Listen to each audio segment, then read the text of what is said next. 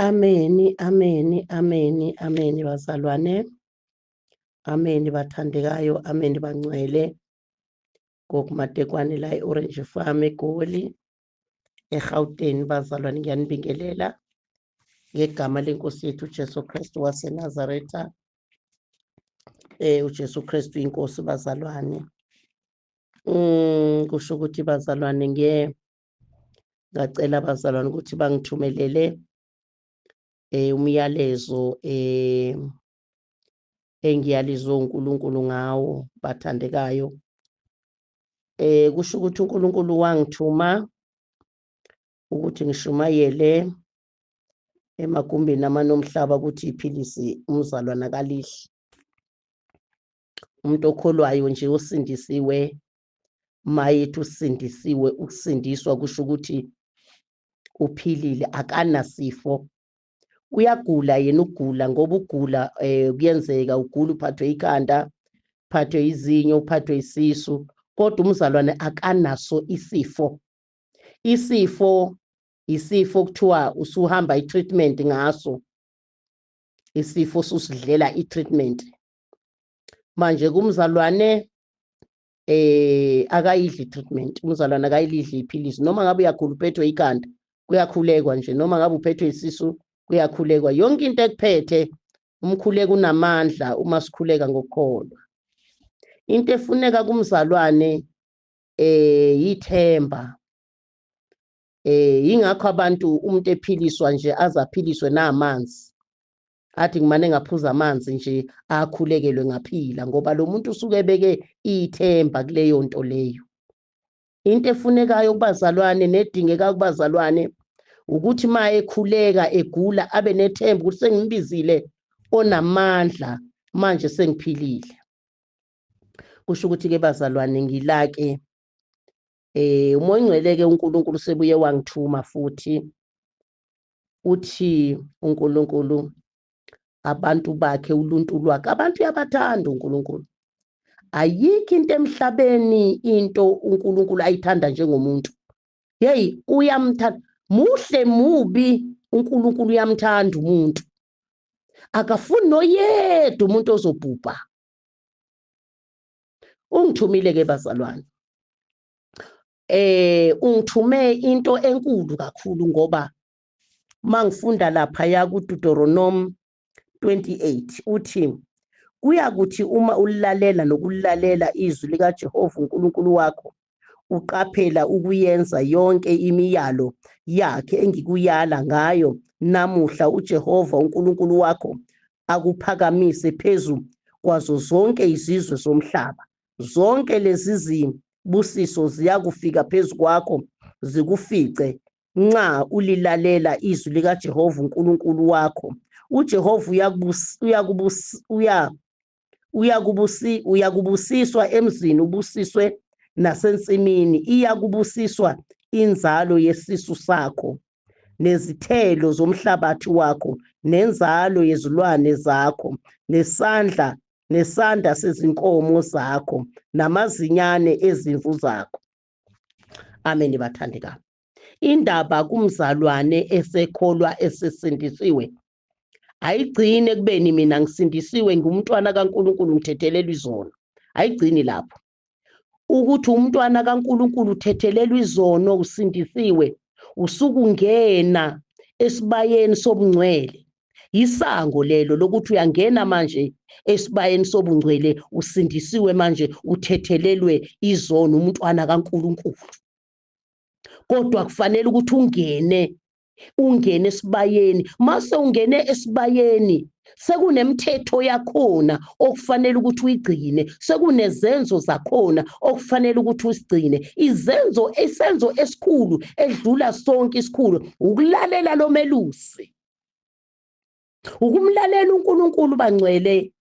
Into eyenza ukuthi umzalwane axhumane kakhulu noNkulunkulu, uNkulunkulu athehlele emazulwini ngenxa yokuthi lo mzalwane uyamlalela. uNkulunkulu amethemba umzalwane. uNkulunkulu athembe umzalwane. uNkulunkulu abe umngani walo mzalwane. aze athi uNkulunkulu kulomzalwane athi sihlobo sami njengo-Abrahama. Ngani? Ngoba lo mzalwane lona uyamlalela uNkulunkulu, umlalela noma ngabe kunzima. Nganquma-ke bazalwane ngathi ngiyomlalela, ngoba wathi mangabe ngingamlaleli uyongibulala. Ngiyasaba ukufa ngoba mangife ngingamlalelanga uNkulunkulu ngoyesihogweni. Isihogo sikhona bazalwane. Mangife ngingamlalelanga ngoyesihogweni, noma kunzima noma kunjani kufanele ukuthi ngimlalele. Uthe-ke namhlanje ngibhalile incwadi, wathi uNkulunkulu angikhiphele incwadi isimemo sabo bonke abahluphekile. Uthi bonke abahluphekile, uthi ozanini kimi. Asho lapha ya kuMateyu 11. Athi nina nonke nihluphekile athi ozanini kimi. Athi nizothatha ijoka lami lilula. Athi lethani ijoka lenu elisindayo. Manje-ke kwangithuma-ke wathi ngitshele bonke abantu abahluphekile, abahlushwa otikoloshe, abahlushwa imkhofu, abahlushwa omantindane, abahlushwa izinyoka. Abanye bahlushwa ilezi zinto ngenxa yokuthi bayaphonswa ngazo, bayathakathwa ngazo. Wathi ngibize ngisho abathakathi. Abanye bahlushwa omantindane ngoba bayathakathwa ngabo. Abanye bahlushwa yilezi zinto engiyibalile ngenxa yokuthi bahambile baye enyangeni bayoyifuna lezi zinto ukuthi zizobenzela ingcebo. Ziyabenzela-ke ngempela ingcebo, kodwa ziyabahlukumeza. uNkulunkulu esemazulwini akajabule neze ukubona abantu bakhe behlukumezwa yinyoka, behlukumezwa o-short boy, behlukunyezwa imkhovu, behlukunyezwa omantindane, abantu bakaNkulunkulu bengalala ebusuku. Akakujabulile uNkulunkulu, akajabulile neze, ukhathazekile ukuthi wadala umuntu wamenza umfanekiso wakhe. Umuntu wakhohliswa inyoka, inyoka yaqalekiswa. Kwathiwa mayihlangana nomuntu, umuntu oyishaya ikhanda, yona iyoshaya isithende somuntu. Kodwa namhlanje kunamabhilidi akhiwe, kuney'monto zikanokusho, kuney'tolo, kunani ezakhiwa imali abantu abayinikwa yinyoka. uNkulunkulu akathokozile.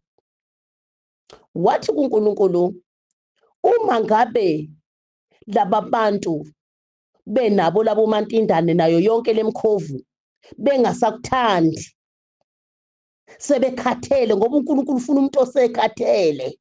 Uthi ozanini kimi nina nonke nikhathele, uthi ngizokuniphumuza.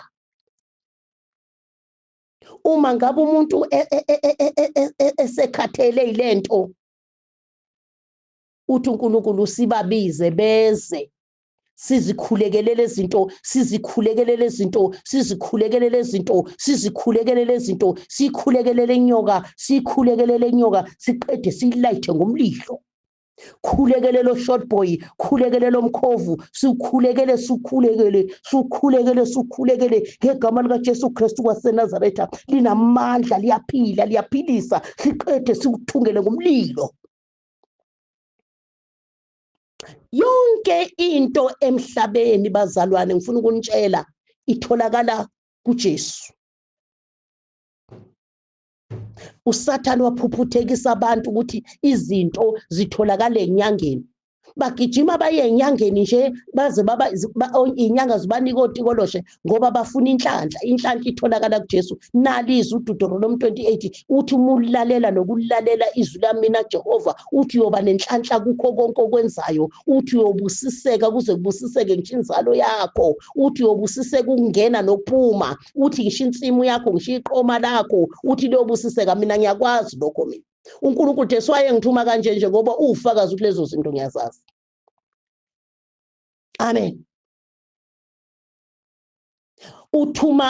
uSathane uthuma abantu enyangeni ethi hambani niyoyigoma enyangeni ukuze ningangenwa izinhlamvu ningagwazwa ningangenwa inhlamvu nigome niqine. Umuntu waqiniswa uNkulunkulu esibelethweni sikanina. Umuntu uqiniswa ukulalela imiyalo kaNkulunkulu umuntu. Okubalekile bazalwane, abantu ngaba baye enyangeni ukube thina amaKristu siyabuveza ubuNkulunkulu njengoba bunjalo. Ukube bonke abantu abangakholwa abafuna inhlanhla bayazi ukuthi mawuya kumKristu akuthandazela uzoyithola inhlanhla. Mina bayazi ke la ukuthi mawuya kuloya gogo inhlamvu ayingeni mayikhulekele, baningi bangakutshela. Akade besenkonzweni ngesonto bayibonile ikipa ekade ivezwe izimbobo abantu bedutshulwa kodwa inhlamvu iqatha phansi. Ngikhulekile nje ngibiza uJesu nje phela nya finish. Ngikhulekile nje ngibiza uJesu inhlamvu iqatha phansi inhlamvu ayingeni ngomthandazo kumuntu, ayingeni ngegama lika Jesu Kristu kumuntu. Bakhona ngakuvezela baningi, ayikho into engenzeki kuJesu. Mina sengiqalile manje ngingena ngama-rank la eGoli. uNkulunkulu wangithatha wangenza i-owner, ngaba i-owner, wathi angihambe ngiyophilisa ama-rank, kuphela ukudubulana ama-rank. Kunama-association manje ayi-2, 4 years awalwi, 4 years mabethi badutshula inhlamvu iqatha phansi. Ngomkhuleko, mina ngikhuluma ngomkhuleko. Ngiyabonga ngoba abaningi abala egroupini sebefikile la bangibona, akukho lutho engiliphethe futhi angikhuleki nesikhathi eside. Ngifanele ngithi nje ngegama lika Jesu Kristu waseNazaretha wena ungadubuleki kube kuphela, ngoba akumina engenzayo, uJesu owenzayo. Manje ngizokhuleka ngitantalaza kenzayo. Kufanele nje ngithi ngegama lika Jesu Kristu waseNazaretha mawuyinyumba wena zala, kube kuphela, kube kuphela. Amen bazalwane. Manje ungithumile ke bazalwane, lethani imkhofu. Ungithumile ke ngane zenkosi, lethani otikolosha. Ungithumile ke Nkosi, sifuna ukuhuquluza inyoka sihlephula umlomo njengoDavid ehlephula ibhele. Kwazeke ukuthi uJesu unamandla manje. Sesifikile isikhathi sokuthi azeke uJesu ukuthi uyindodana kaNkulunkulu ephezulu konke. Kuningi bazalwane, kuningi uNkulunkulu angibonise khona ukuthi sikwenze. Ngisho izitolo lezi uyayifuna uNkulunkulu ukuthi kube izitolo zakhe, ngoba izitolo zala emhlabeni ziyachelwa ngento ezithile ezilandwe kubantu. UJesu ufuna izitolo la emhlabeni Pick n Pay, obani ufuna kukhulekwe kulezo izitolo, kubusa amandla kaNkulunkulu, kubusa intando kaNkulunkulu, nabantu abasebenza khona bangadli isono, babe ngcwele, izitolo zibe ngcwele, izitolo zibizwe ngegama lika Jesu. Yonke into emhlabeni ibizwe ngegama lika Jesu. Kuzokwenzeka, nayi igroup ifikile. Yabona le group yena uma ihamba kanje, mina sengibona ngathi kuzokwenzeka konke uNkulunkulu akushilo, ngoba amaqiniso niyobeka kule group kuyezwakala, kuyazamazama manje. Kufanele bazalwane sikholwe, siqumbe phansi manje umbuso kaSathane. Abantu bakhululeke, bazi ukuthi uJesu uyakhulula. Inhlamvu ayingeni kumuntu mayikhulekela. Asuloku bemosha imali abantu beye enyangeni beyothatha come tomorrow into ephuphayo. Inhlamvu ayingeni. Ekade bekhona ngesonto bayibonile iskipa, zinembobo ikipa, kodwa inhlamvu ayizange ingene kumuntu, ayizange ingene. Ubeka izandla nje ngegama lika Jesu, ayingeni inhlamvu, ayingeni. Awungeni ummese, awungeni ummese, awungeni. Ngitshela into ekhona mina, mawuthanda uze eGoli uzobabona labo bantu, bazokutshela ukuthi nakho thina na mawungenile ummese badubulana bahlabana la bekhona ezipotini, bagijinyiswa balethwe la ekhaya. Abantu abangakholwa bagijima balethe la ekhaya begxaza igazi, ngibakhulekele kwehle umoya ongcwele afake izitishi zasezulwini, ngoba kubalekile ukuthi ivangeli lazwe nabantu noma bayakholwa noma bakholwa, kodwa kusala mabazi ukuthi uJesu unamandla. mabazi ukuthi uJesu unamandla. Ngisho abangakholwa bagwazana le ey'potini gijime babalethela. Khuleke kusitishi ivaleke kusesukuma iy'tishi zivaleke ngathi ayikaze zibe khona. Zikhona iy'tishi zasezulwini zemfihlakalo. Ilokho-ke bazalwane bami ukuthi uNkulunkulu ongithumile ukuthi imkhova yize bakithi memezana, imkhova yize bakithi oTikolosho short boy, nenyanga nazo ezingasafuna ukuthakatha bakithi. Ngoba abantu baNkulunkulu sebeyenza nje abasazi ukuthi benze njani. Ababalethe nomthakatho ongasafuna ukuthakatha.